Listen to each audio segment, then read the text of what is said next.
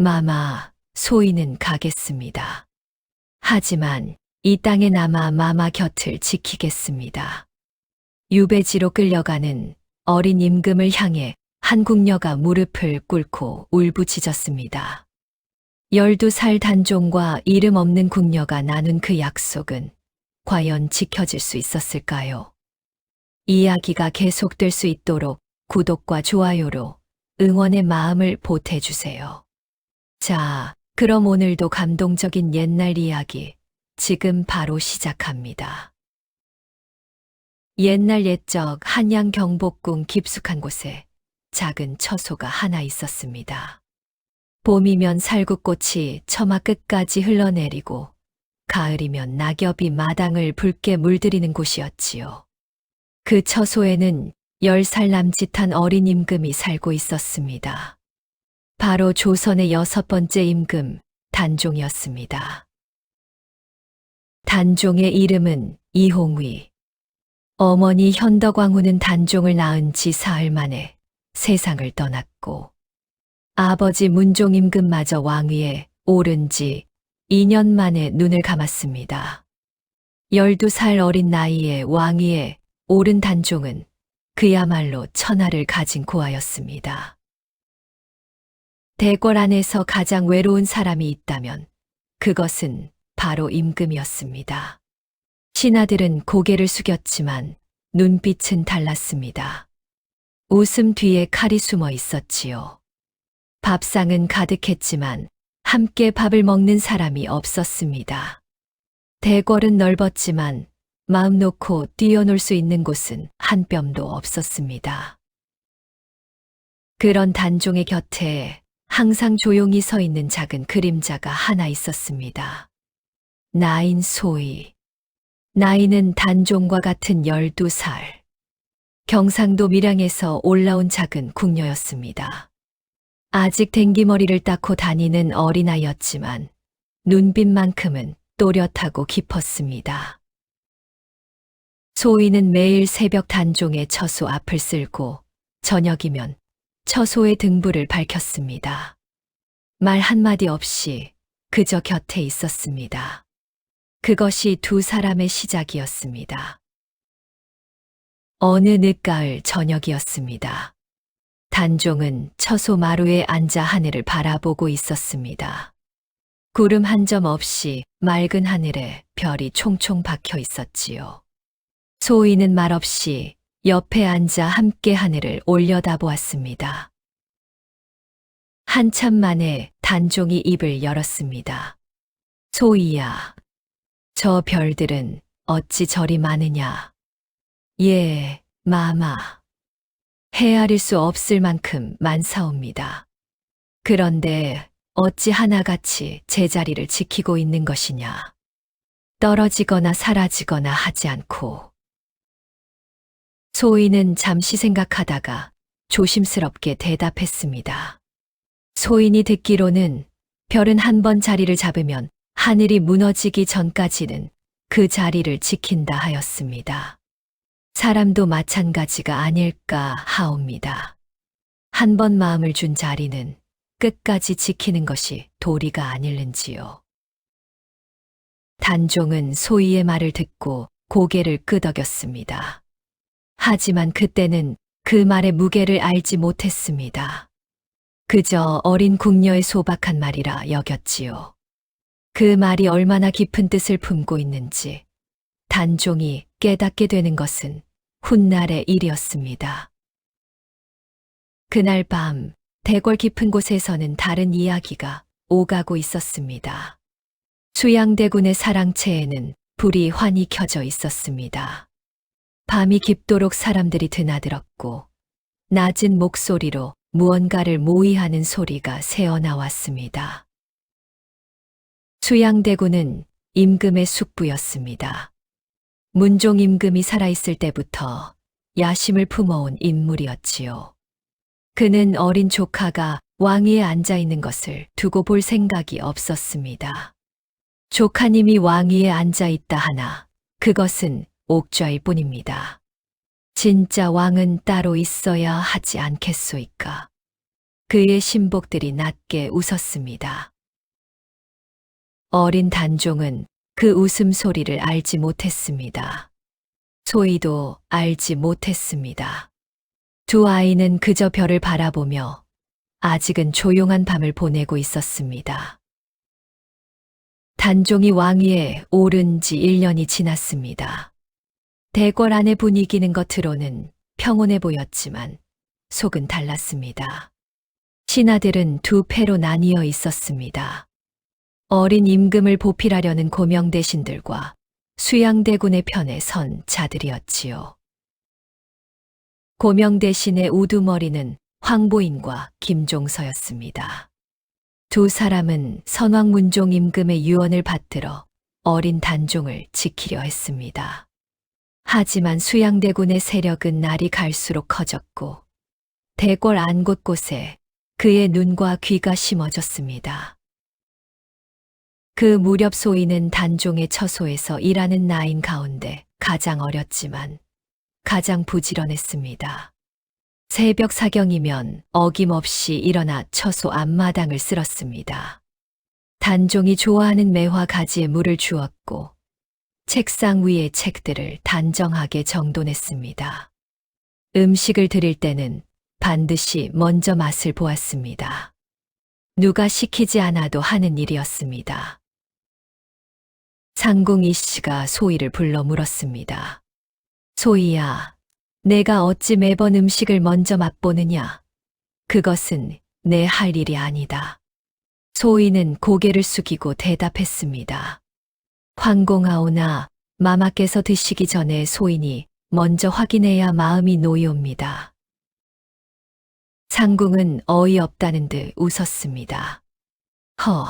이 어린 것이. 그 마음은 기특하나 내 분수를 알아야 한다. 소희는 아무 말도 하지 않았습니다. 그저 조용히 고개를 숙였지요. 단종은 소희의 그런 모습을 먼발치에서 지켜보다가 어느 날 조용히 불렀습니다. 소희야, 이리 오너라. 소희가 무릎을 꿇자 단종이 말했습니다.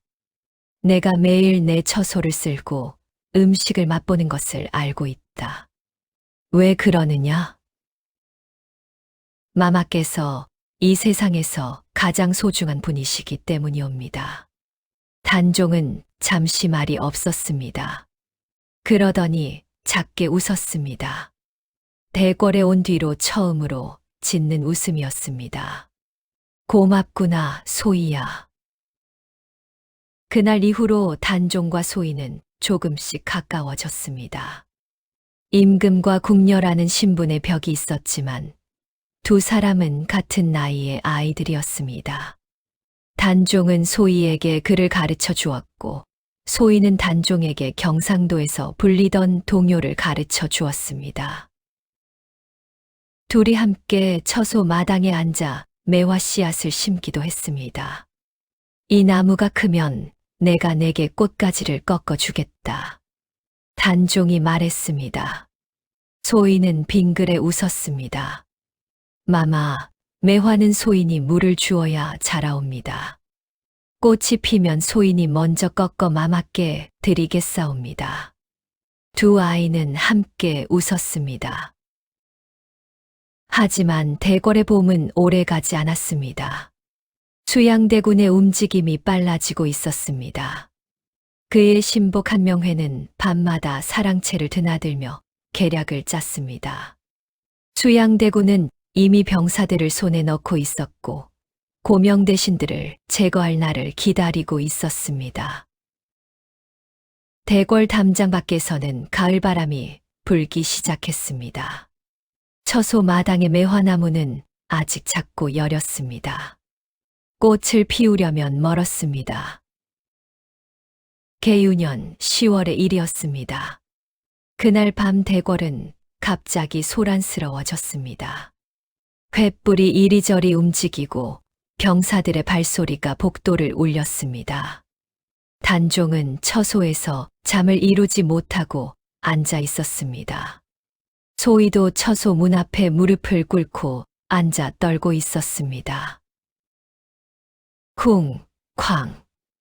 어딘가에서 문 부서지는 소리가 들렸습니다.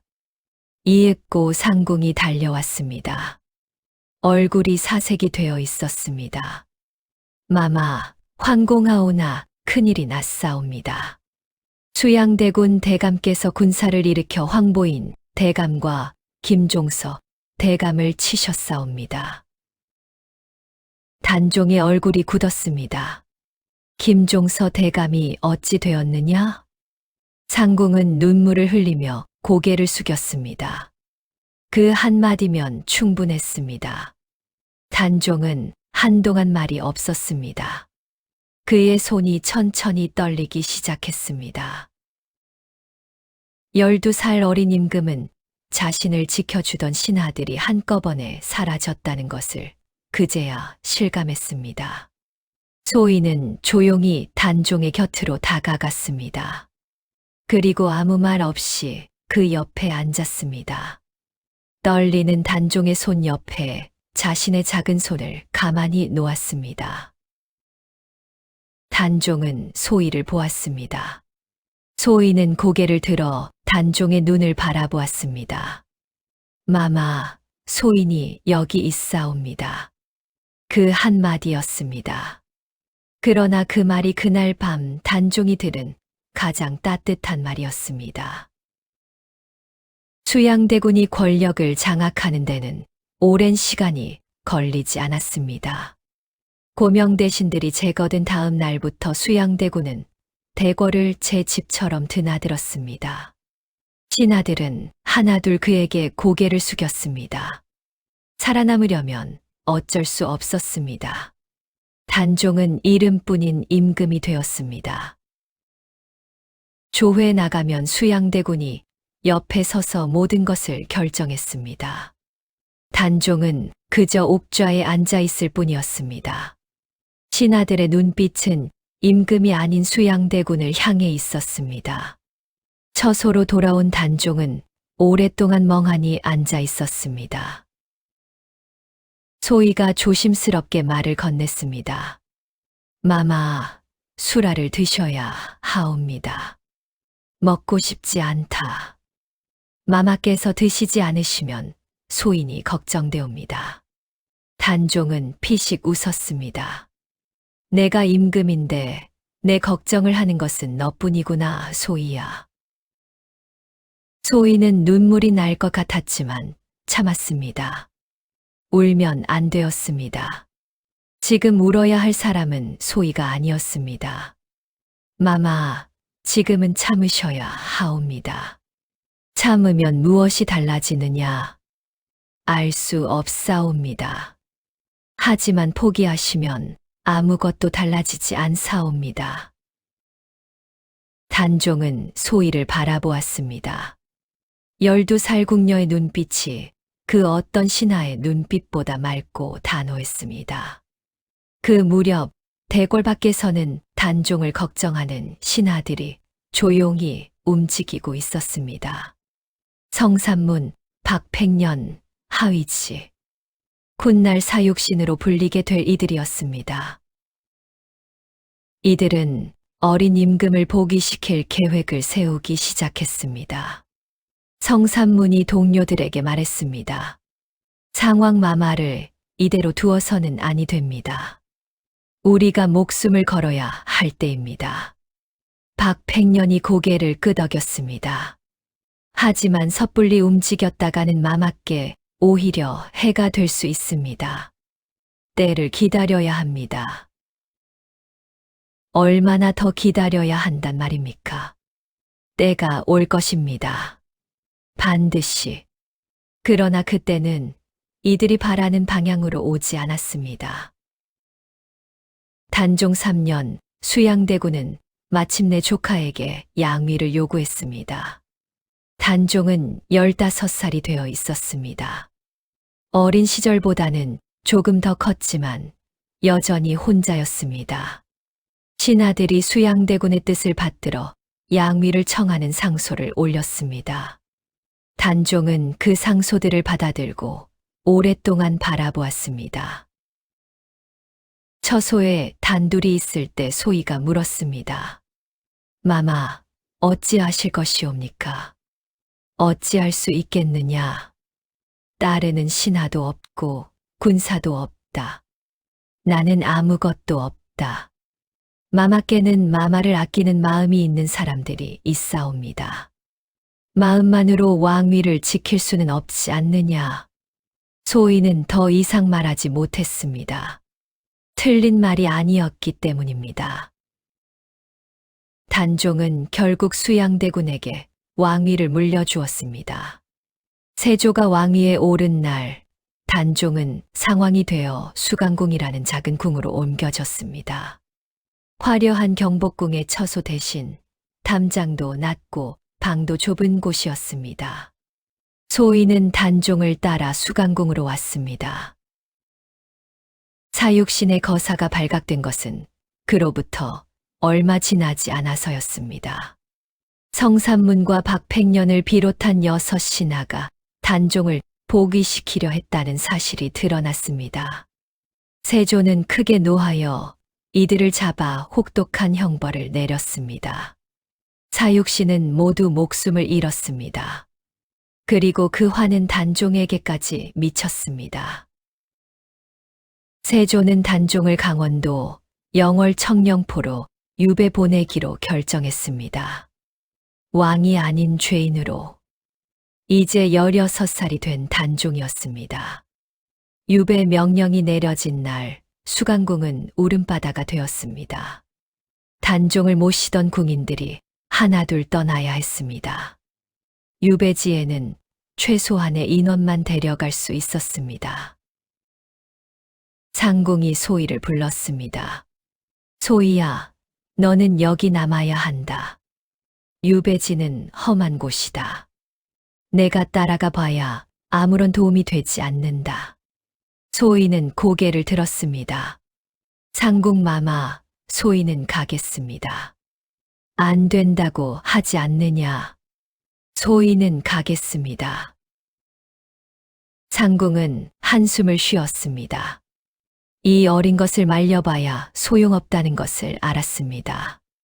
소희는 단종에게 다가가 무릎을 꿇었습니다. 마마, 소인도 데려가 주시옵소서. 단종은 소희를 보았습니다. 눈이 붉어져 있었습니다. 소희야, 영월은 험한 곳이다. 내가 따라와서 고생할 필요 없다. 마마, 소희는 괜찮사옵니다. 가겠습니다. 나는 이제 임금도 아니다. 나를 따라오면 너도 고통받게 될 것이다. 마마. 소희는 고개를 들어 단종의 눈을 바라보았습니다. 소희는 마마 곁에 있겠습니다. 그것이 소인의 자리이옵니다. 단종은 한참 소희를 바라보다가 조용히 고개를 끄덕였습니다. 단종이 영월로 떠나던 날 아침 소희는 수강궁 마당의 매화나무를 돌아보았습니다. 몇 해 사이에 꽤 자라 있었습니다. 하지만 꽃은 아직 피지 않았습니다. 소희는 그 나무를 한참 바라보다가 발걸음을 옮겼습니다. 영월 청령포는 사방이 강물로 둘러싸인 외딴 땅이었습니다. 서강과 동강이 만나는 곳에 생긴 작은 모래섬 같은 땅이었지요. 배를 타지 않고서는 드나들 수 없었습니다. 세조는 이곳을 골라 단종을 가두었습니다. 강물이 담장이고 절벽이 울타리였습니다. 단종 일행이 청령포에 도착했을 때 마을 사람들이 강가에 나와 있었습니다. 멀리서 구경하는 이들도 있었고 눈물을 훔치는 이들도 있었습니다. 어린 임금이 죄인이 되어 왔다는 소문은 이미 퍼져 있었습니다. 그 가운데 한 노파가 소희에게 다가왔습니다. 허리가 굽고 머리가 하얗게 센 노파였습니다. 눈빛만큼은 살아있었습니다. 아가, 너도 상왕 마마를 모시러 왔느냐? 예, 할머니. 노파는 소희를 위아래로 훑어보더니 혀를 찼습니다. 이렇게 어린 것이 아이고, 가엾어라. 그러더니 소희의 손을 잡았습니다. 거칠고 두꺼운 손이었습니다. 내 이름은 옥년이다. 이 마을에서 나고 자랐지. 마마께서 여기 오신다는 소식을 듣고 뭐라도 해드리고 싶었는데 내가 가진 것이 없구나. 할머니, 감사하옵니다. 아가, 이것을 받아라. 노파는 품 안에서 작은 보따리를 꺼냈습니다. 안에는 말린 산나물과 작은 약초 묶음이 들어 있었습니다. 산에서 내가 직접 캔 것이다. 마마께 드려라. 험한 곳에서 몸이라도 상하지 않으시길. 소희는 두 손으로 보따리를 받았습니다. 눈물이 날 것 같았습니다. 그날 이후 옥년 노파는 종종 강가에 나타났습니다. 직접 건너올 수는 없었지만 강 건너에서 먹을 것을 보내왔습니다. 물고기를 잡아 띄워 보내기도 했고 나무를 묶어서 배에 실어 보내기도 했습니다. 어느 날 노파가 소희에게 강 건너에서 소리쳤습니다. 아가, 거기서 잘 지내고 있느냐? 예, 할머니, 마마께서도 건강하십니다. 잘 됐구나. 아가, 포기하지 마라. 하늘은 반드시 보고 있다. 소희는 그 말을 가슴 깊이 새겼습니다. 옥년 노파는 그 뒤로도 오랫동안 단종과 소희를 잊지 않았습니다. 영월 마을 사람들도 마찬가지였습니다. 그들은 할 수 있는 범위에서 조용히 어린 임금을 도왔습니다. 권력도 없고 신분도 낮은 백성들이었지만 그들의 마음만큼은 어떤 신하보다도 진실했습니다. 소희는 그것을 보면서 깨달았습니다. 사람의 자리를 지키는 것은 신분이 아니라 마음이라는 것을. 옥년 노파가 가르쳐 준 것은 그것이었습니다. 청령포의 첫 번째 겨울이 찾아왔습니다. 강바람은 뼈를 애는 듯했고 처소는 좁고 바람이 들이쳤습니다. 단종은 기침을 달고 살았습니다. 소희는 옥년 노파가 보내준 약초를 다려 단종에게 먹였습니다. 맛이 쓰구나. 몸에 좋은 것은 다 쓰다고 하옵니다. 마마. 내가 쓴 것을 다려오면 나는 마셔야 하는 것이냐? 예, 마마. 마셔야 하옵니다. 단종은 피식 웃으며 약을 들이켰습니다. 청령포에 온 뒤로 단종의 웃음은 줄었지만 소희 앞에서만큼은 가끔 웃었습니다. 하루는 단종이 처소 앞 바위에 앉아 강물을 바라보고 있었습니다. 소희가 곁에 앉았습니다. 소희야, 한양이 그립지 않느냐? 마마께서 계신 곳이 소인의 자리이오니 그리울 것이 없사옵니다. 거짓말이다. 내 가족이 한양에 있지 않느냐? 소희는 잠시 말이 없었습니다. 그립지 않다 하면 거짓이겠지요. 하지만 마마, 소희는 후회하지 않사옵니다. 왜냐? 소인이 있어야 할 곳에 있기 때문이옵니다. 단종은 강물을 바라보다가 조용히 말했습니다. 소희야, 고맙다. 청령포에 봄이 왔습니다. 강물이 녹고 새소리가 들려왔습니다. 단종은 처소 주변의 소나무 아래에 앉아 글을 썼습니다. 시였습니다.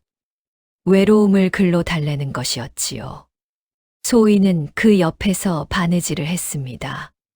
말이 없어도 괜찮았습니다. 함께 있는 것만으로 충분했습니다. 단종이 쓴 시를 소희에게 읽어주었습니다. 한 마리 새는 홀로 울고 물은 흘러 어디로 가는가. 높고 높은 봉우리에 홀로 앉아 구름을 보노라. 소희는 조용히 들었습니다. 그 시에는 단종의 마음이 고스란히 담겨 있었습니다. 마마, 새가 홀로 운다 하셨지만 소인이 여기 있사옵니다. 마마 곁에. 단종은 소희를 보았습니다. 그러더니 시 아래에 한 줄을 더 썼습니다. 그러나 곁에 한 사람이 있어 외로움을 잊는다. 소희는 그 글자를 보았습니다. 가슴이 따뜻해졌습니다. 그해 여름 청령포에 큰 홍수가 났습니다. 장마비가 며칠째 이어지더니 서강이 넘쳐 흘렀습니다. 청령포는 순식간에 물에 잠겼습니다. 단종 일행은 급히 높은 곳으로 대피했지만 물은 계속 불어났습니다. 소희는 단종의 손을 잡고 가장 높은 바위 위로 올라갔습니다. 마마, 괜찮으시옵니까? 괜찮다. 내 손을 놓지 마라. 빗속에서 두 사람은 바위 위에 나란히 앉아 있었습니다. 강물은 사납게 흘렀고 하늘은 어두웠습니다.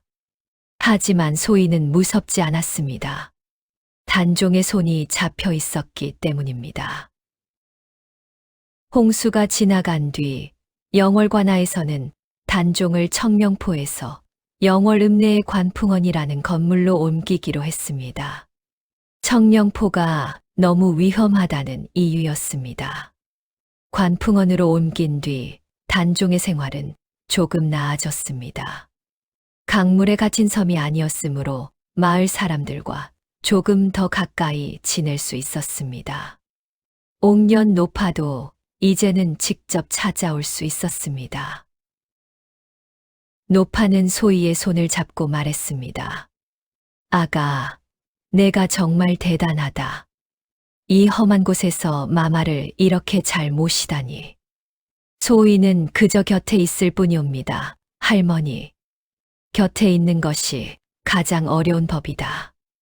떠나기는 쉬워도 남기는 어렵지. 소희는 그 말을 가슴에 새겼습니다. 그 무렵 한양에서는 단종의 처지를 안타깝게 여기는 이들이 있었습니다. 단종의 숙부인 금성대군이 그 가운데 하나였습니다. 그는 몰래 사람을 보내 단종에게 소식을 전했습니다. 마마, 아직 포기하지 마십시오. 반드시 길이 있을 것이옵니다. 단종은 그 말을 듣고 오랫동안 생각에 잠겼습니다. 소희는 그날 밤 단종이 홀로 하늘을 바라보는 것을 보았습니다. 예전에 수강궁에서 함께 별을 보던 그 밤이 떠올랐습니다. 마마, 별이 많사옵니다. 단종이 소희를 보았습니다. 그렇구나. 저 별들은 여전히 제자리를 지키고 있구나. 예, 마마. 소희야, 나도 언젠가 저 별처럼 제자리로 돌아갈 수 있을까? 소희는 망설이지 않고 대답했습니다. 반드시 그러실 것이옵니다. 마마. 그것이 소희의 진심이었습니다. 그리고 그것이 소희가 이 자리를 지키는 이유였습니다. 계절이 또 바뀌었습니다. 영월의 가을은 한양과는 달랐습니다. 산이 깊고 단풍이 짙었습니다. 단종은 가끔 관풍원 마루에 앉아 먼 산을 바라보았습니다. 눈빛은 여전히 슬펐지만 예전보다는 조금 안정되어 있었습니다. 소희는 단종을 위해 매일 정성껏 밥을 지었습니다. 영월에서 나는 산나물을 손질하고 옥년 노파가 가져다 준 물고기를 손질해 구웠습니다.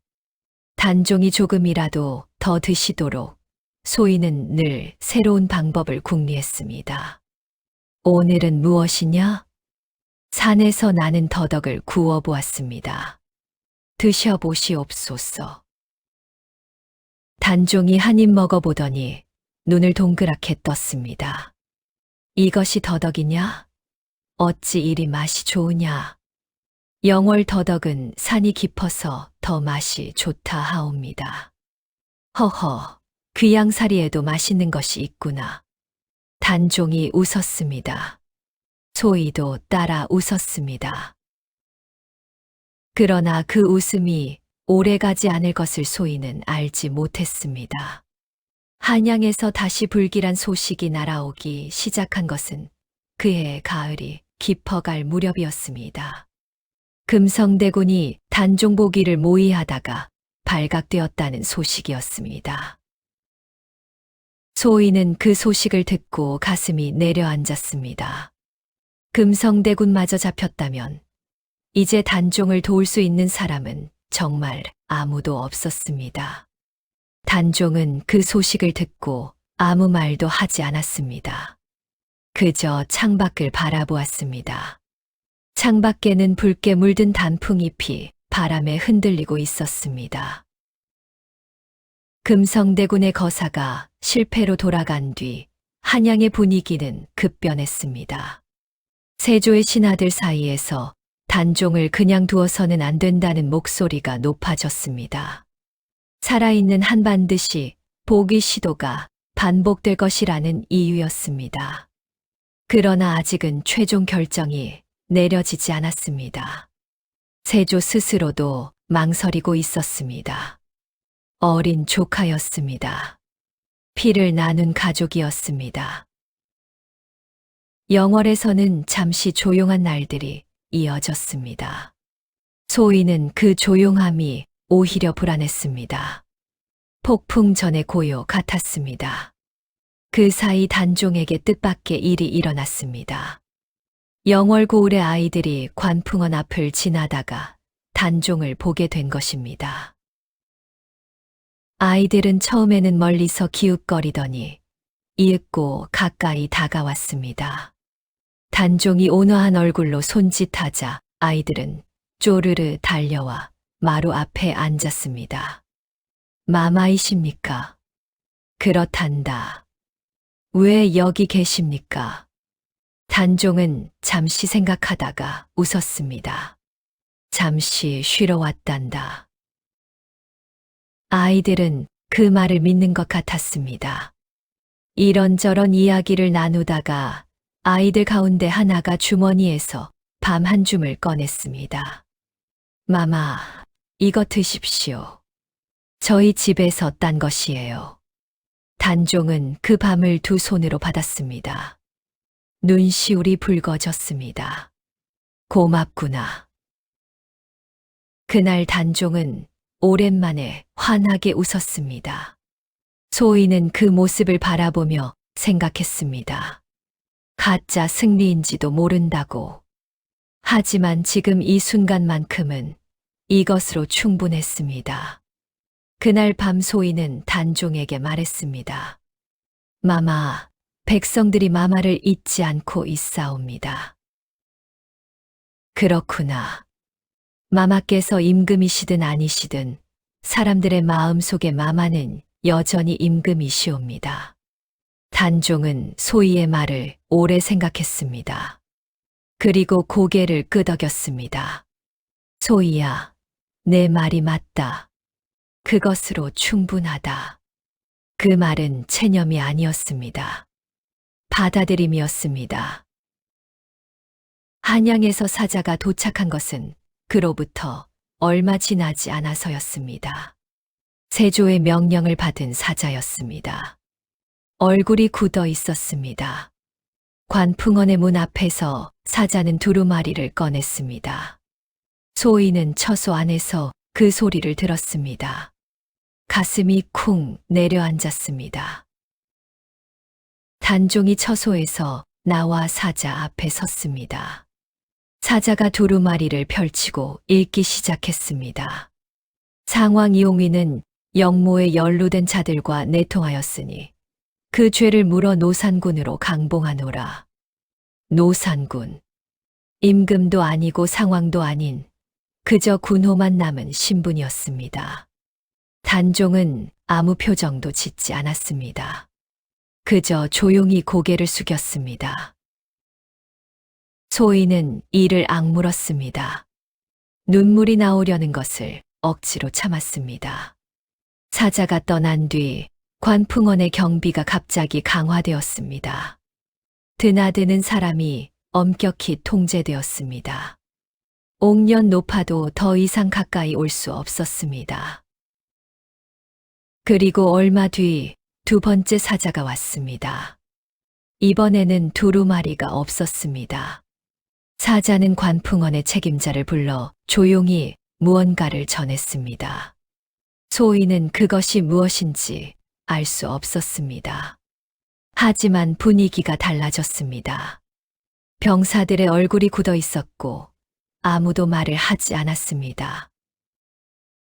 그날 저녁 단종은 소희를 불렀습니다. 소희야. 예, 마마. 단종은 오랫동안 소희를 바라보았습니다. 그러더니 조용히 말했습니다. 내가 여기까지 따라와 준 것 정말 고맙다. 소희는 그 말이 평범한 인사가 아니라는 것을 느꼈습니다. 가슴이 떨렸습니다. 마마, 무슨 말씀이시옵니까? 그냥 하는 말이다. 잘 자거라. 소희는 처소 밖으로 나와 밤하늘을 올려다보았습니다. 별이 가득했습니다. 그런데 이상하게도 오늘 밤은 그 별들이 다 슬퍼 보였습니다. 그 무렵 한양에서는 세조의 신하들이 강하게 주청을 올리고 있었습니다. 전하, 노산군을 그냥 두어서는 아니 됩니다. 언제 또 불씨가 살아날지 모르옵니다. 그는 내 조카다. 전하, 나라의 안위가 먼저이옵니다. 세조는 오랫동안 침묵했습니다. 그리고 마침내 입을 열었습니다. 그 말이 무엇이었는지 역사는 기록하고 있습니다. 하지만 그것을 소희가 알게 된 것은 사흘 뒤의 일이었습니다. 사흘째 되는 날 밤 관풍원에 낯선 사람들이 들이닥쳤습니다. 소희는 처소 문 앞에서 그들을 막았습니다. 비켜라. 비킬 수 없사옵니다. 마마의 처소이옵니다. 왕명이다. 소희는 눈을 감았습니다. 왕명이라는 두 글자 앞에서 할 수 있는 것이 없었습니다. 그러나 몸을 비키지 않았습니다. 그때 단종이 처소 문을 열고 나왔습니다. 소희야, 비켜라. 마마, 비켜라 하였다. 단종의 목소리는 떨리지 않았습니다. 17살의 목소리였지만 그 안에는 무언가 단단한 것이 있었습니다. 소희는 두 다리가 풀렸습니다. 주저앉았습니다. 눈물이 쏟아졌습니다. 마마, 마마. 단종은 소희를 내려다보았습니다. 그러더니 조용히 말했습니다. 소희야, 울지 마라. 내가 울면 나도 무너진다. 소희는 입술을 깨물었습니다. 눈물을 닦았습니다. 손이 떨렸습니다. 단종이 나지막이 말했습니다. 내가 가거든 이 땅에 남아 있어라. 그것이 내가 나를 위해 할 수 있는 마지막 일이다. 소희는 고개를 들었습니다. 마마, 소희는 약속하여라. 소희는 단종의 눈을 바라보았습니다. 그 눈 안에 두려움도 있었고 슬픔도 있었습니다. 하지만 그보다 더 깊은 곳에 부탁이 있었습니다. 간절한 부탁이. 소희는 눈물을 삼키며 고개를 끄덕였습니다. 약속하겠사옵니다, 마마. 단종은 그날 밤 세상을 떠났습니다. 17살이었습니다.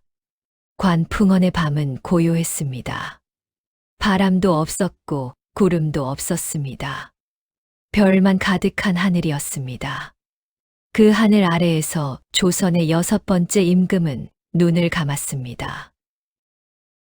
소희는 처소 문 앞에 무릎을 꿇고 앉아 있었습니다. 얼마나 시간이 지났는지 알 수 없었습니다. 무릎이 아팠지만 느껴지지 않았습니다. 눈물도 나오지 않았습니다. 너무 많이 울어서 더 이상 나올 눈물이 없었습니다. 낯선 사람들이 처소에서 나왔습니다. 소희는 고개를 들지 않았습니다. 발소리가 멀어졌습니다. 관풍언이 다시 조용해졌습니다. 소희는 천천히 처소 문을 열었습니다. 단종이 늘 앉던 자리가 비어 있었습니다. 책상 위에 시 한 편이 놓여 있었습니다. 단종이 청령포에서 쓴 것이었습니다. 소희는 그 시를 두 손으로 들었습니다. 한 마리 새는 홀로 울고 물은 흘러 어디로 가는가. 높고 높은 봉우리에 홀로 앉아 구름을 보노라. 그러나 곁에 한 사람이 있어 외로움을 잊는다. 마지막 줄은 단종이 직접 덧붙인 것이었습니다. 소희를 위해 쓴 줄이었습니다. 소희는 그 종이를 가슴에 꼭 안았습니다.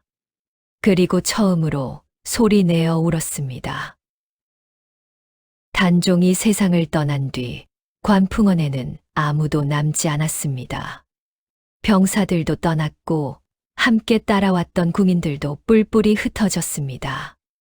소희만 홀로 남았습니다. 갈 곳이 없었습니다. 아니, 가고 싶지 않았습니다. 소희는 사흘 동안 아무것도 먹지 않았습니다. 물도 마시지 않았습니다. 그저 단종이 앉던 자리에 앉아 단종이 바라보던 창밖을 바라보았습니다. 사흘째 되는 날, 옥년 노파가 찾아왔습니다. 노파는 소희를 보더니 아무 말도 하지 않고 옆에 앉았습니다. 그리고 품에서 밥 한 덩이를 꺼냈습니다. 찬밥이었습니다. 소희 앞에 조용히 놓았습니다. 소희는 그것을 바라보다가 고개를 저었습니다. 먹고 싶지 않사옵니다, 할머니. 안다. 이제 소인이 여기 있어야 할 이유가 없사옵니다. 그러냐? 마마께서 가셨습니다. 소인이 지켜야 할 것이 없어졌습니다. 노파는 한참 소희를 바라보다가 입을 열었습니다. 아가, 마마께서 내게 뭐라 하셨느냐? 마지막으로. 소희는 눈을 감았습니다. 단종의 목소리가 떠올랐습니다. 이 땅에 남아 있어라. 그것이 내가 나를 위해 할 수 있는 마지막 일이다. 소희는 천천히 눈을 떴습니다. 이 땅에 남아 있으라 하셨습니다. 그렇다면 내가 해야 할 일이 있는 것이다. 무엇을 해야 하는지 모르겠사옵니다, 할머니. 노파는 소희의 손을 잡았습니다. 거칠고 두꺼운 손이었습니다. 마마를 기억하는 것이다. 내가 살아있는 한 마마도 살아있는 것이다. 소희는 노파의 손을 꽉 쥐었습니다. 그때였습니다. 오래전 단종이 수강궁에서 했던 말이 떠올랐습니다. 소희야, 저 별들은 어찌 저리 많으냐. 그리고 소희 자신의 대답이 떠올랐습니다. 별은 한 번 자리를 잡으면 하늘이 무너지기 전까지는 그 자리를 지킨다 하였습니다. 사람도 마찬가지가 아닐는지요. 한 번 마음을 준 자리는 끝까지 지키는 것이 도리가 아닐는지요. 소희는 눈물이 쏟아졌습니다. 이번에는 슬픔의 눈물이 아니었습니다. 자신이 했던 말을 자신이 지켜야 한다는 것을 그제야 깨달았습니다. 마음을 준 자리는 끝까지 지키는 것이 도리라고 소희 스스로가 말했습니다. 단종이 세상을 떠났다고 해서 그 자리가 사라진 것은 아니었습니다. 단종을 기억하는 것, 단종이 살았던 이 땅을 지키는 것, 그것이 소희가 지켜야 할 자리였습니다. 소희는 찬밥을 집어들었습니다. 한 입 먹었습니다. 눈물이 볼을 타고 흘렀습니다. 할머니, 왜 그러느냐, 아가. 소인 여기 남겠습니다. 옥년 노파는 소희의 어깨를 토닥였습니다. 아무 말도 하지 않았습니다. 그것으로 충분했습니다. 소희는 영월에 남기로 했습니다. 한양으로 돌아가지 않았습니다. 가족도 연고도 없는 영월 땅에 뿌리를 내리기로 한 것입니다. 옥년 노파가 작은 방 하나를 내어주었습니다. 소희는 그곳에 짐을 풀었습니다. 단종의 시신은 처음에는 아무도 거두려 하지 않았습니다. 역적으로 몰린 이의 시신을 거두었다가 자신도 화를 입을까 두려워했기 때문입니다. 그러나 한 사람이 나섰습니다. 영월의 호장 어문도였습니다. 어문도는 두려움을 무릅쓰고 단종의 시신을 거두어 양지바른 산기슭에 묻었습니다. 소희는 그 소식을 듣고 어문도를 찾아갔습니다. 감사하옵니다. 마마를 거두어 주셔서. 어문도는 고개를 저었습니다. 당연히 해야 할 일을 한 것뿐이요. 사람이 사람을 거두는 것은 당연한 도리가 아니겠소이까. 소희는 그 말에서 다시 한번 깨달았습니다. 당연한 도리. 그것이 자신이 해야 할 일이었습니다. 거창한 것이 아니었습니다. 마마를 기억하고 마마가 누운 자리를 지키는 것. 그것이 소희의 남은 삶의 이유였습니다. 소희는 결심했습니다. 단종이 묻힌 산기슭을 매일 찾아가겠다고. 꽃이 피면 꽃을 가져다 놓겠다고. 눈이 오면 눈을 치우겠다고. 바람이 불면 바람을 막겠다고. 세월이 흘렀습니다. 소희는 영월에서 나이를 먹었습니다.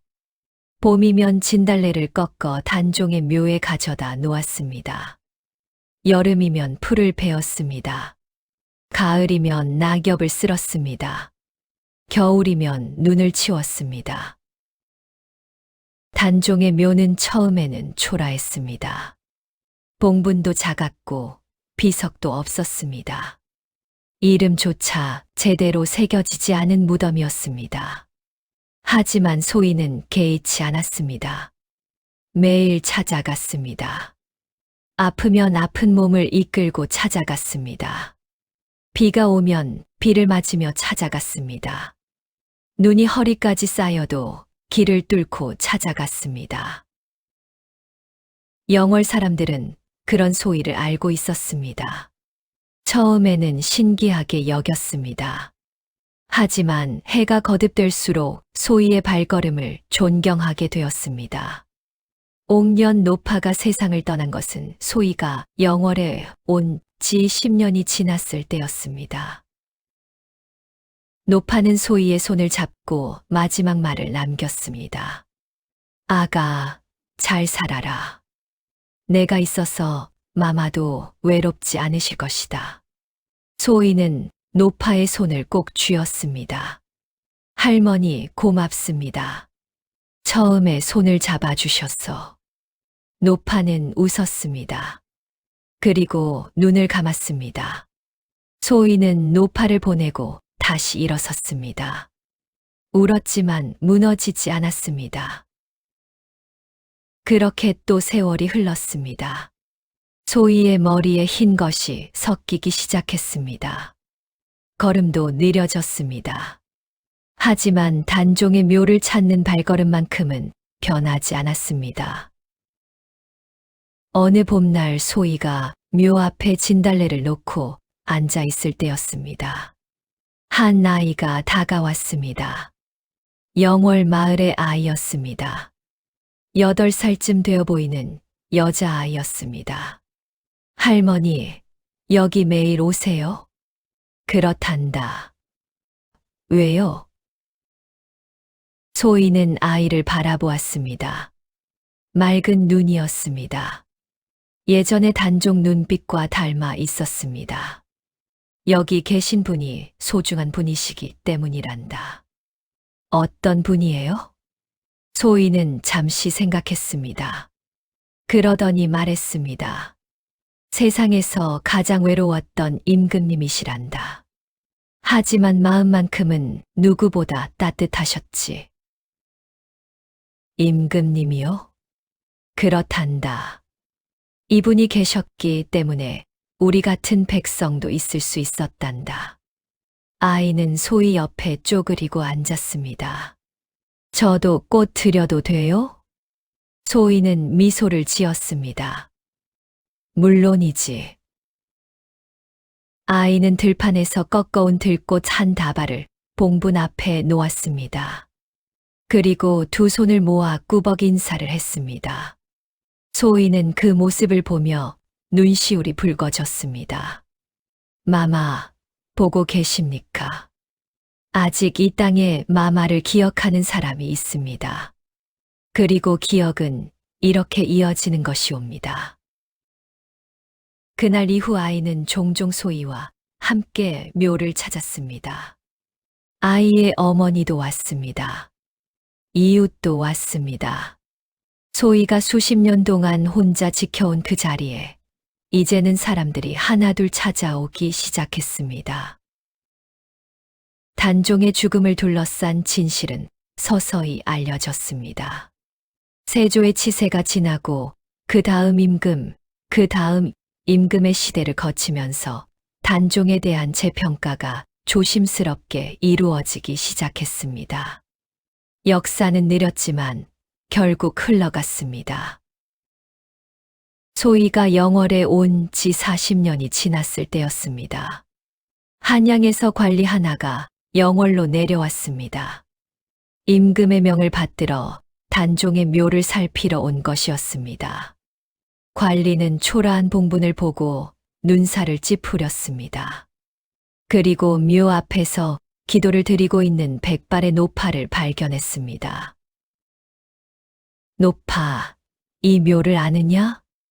소희는 고개를 들었습니다. 예, 대감. 알고 있사옵니다. 얼마나 됐느냐? 이 묘를 돌본 지 40년이 되었사옵니다. 관리는 놀란 얼굴로 소희를 바라보았습니다. 40년을 혼자서. 처음에는 혼자였사옵니다. 지금은 마을 사람들이 함께하옵니다.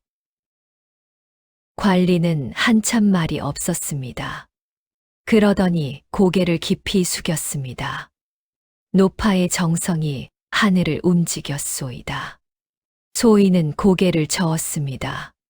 소인의 정성이 아니옵니다. 마마께서 그럴 자격이 있는 분이시기 때문이옵니다. 관리가 한양으로 돌아간 뒤 얼마 지나지 않아 조정에서 공식적으로 단종의 묘를 정비하라는 명이 내려왔습니다. 봉분이 새로 쌓였습니다. 비석이 세워졌습니다. 제를 지낼 수 있는 공간도 마련되었습니다. 소희는 새로 세워진 비석 앞에 섰습니다. 비석에는 단종의 이름이 새겨져 있었습니다. 노산군이 아니었습니다. 단종, 조선의 6번째 임금. 소희는 손을 뻗어 비석의 글자를 어루만졌습니다. 마마, 이제 제대로 된 이름을 찾으셨사옵니다. 눈물이 흘렀습니다. 오래된 눈물이었습니다. 수십 년 동안 참아온 것들이 한꺼번에 쏟아지는 것 같았습니다. 그 옆에서 마을 사람들이 함께 눈물을 흘렸습니다. 소희와 함께 묘를 돌보던 아이는 이제 어른이 되어 있었습니다. 그 아이의 아이도 곁에 있었습니다. 기억은 끊어지지 않았습니다. 이어졌습니다. 소희가 지켜낸 것이 바로 그것이었습니다. 어느덧 소희는 이른이 가까운 나이가 되었습니다. 머리는 온통 백발이었고 걸음은 지팡이에 의지해야 했습니다. 그러나 봄이 오면 어김없이 단종의 묘를 찾았습니다. 진달래를 한 아름 꺾어 들고 그날도 소희는 묘 앞에 앉아 있었습니다. 봄볕이 따뜻했습니다. 산에는 진달래가 한창이었습니다. 소희는 오래전 수강궁의 처소를 생각했습니다. 작고 초라한 처소. 마당에 어린 매화나무. 함께 씨앗을 심던 두 아이. 그 매화나무가 지금쯤은 얼마나 자랐을까? 꽃이 피었을까? 소희는 미소를 지었습니다. 저 멀리 마을에서 아이들의 웃음소리가 들려왔습니다. 마을 사람들이 단종의 묘 앞에서 제를 지내는 소리도 들렸습니다. 혼자였던 소희의 발걸음은 이제 수십 명의 발걸음이 되어 있었습니다. 소희는 묘 앞에 진달래를 내려놓으며 나지막이 말했습니다. 마마, 봄이 왔사옵니다. 바람이 불었습니다. 산에서 내려오는 바람이었습니다. 따뜻하고 부드러운 바람이었습니다. 소희의 백발을 살짝 건드리고 지나갔습니다. 소희는 눈을 감았습니다. 대답 같았습니다. 오프닝의 처소 마당에는 어린 매화나무가 있었습니다. 꽃은 피지 않았습니다. 하지만 지금 이 봄산에는 진달래가 만발했습니다. 소희가 수십 년 동안 가져다 놓은 꽃들이 산 전체에 피어난 것처럼 이것이 약속의 완성이었습니다. 별은 한 번 자리를 잡으면 하늘이 무너지기 전까지 그 자리를 지킨다 했습니다. 소희는 그 말을 지켰습니다. 12살 궁녀는 이른의 노파가 되어서도 자리를 지켰습니다. 임금이 살아있을 때도, 임금이 세상을 떠난 뒤에도, 이름이 지워진 뒤에도, 다시 이름을 찾은 뒤에도 한 번도 그 자리를 떠나지 않았습니다. 단종은 조선 숙종 임금 때에 이르러 마침내 왕으로 복위되었습니다. 노산군이 아닌 단종대왕으로 그가 묻힌 영월의 묘는 장릉이라는 이름을 얻었습니다. 그리고 장릉 곁에는 소희와 같은 마음을 품었던 수많은 영월 사람들의 이름도 함께 새겨졌습니다. 역사는 권력 있는 자의 것이라 했습니다. 하지만 기억은 달랐습니다. 기억은 권력이 없어도, 신분이 낮아도, 이름이 없어도 지킬 수 있었습니다. 소희가 증명한 것이 바로 그것이었습니다. 한 번 마음을 준 자리는 끝까지 지키는 것이 도리입니다. 그 도리가 수백 년을 이어져 오늘 우리에게 전해졌습니다. 다음 영상을 빠르게 만나보시려면 좋아요와 구독을 눌러주세요. 지금 화면에 나오는 미담요 훈장의 더 재미있는 영상들도 함께 해주세요. 그럼 모두 행복한 하루 보내세요. 감사합니다.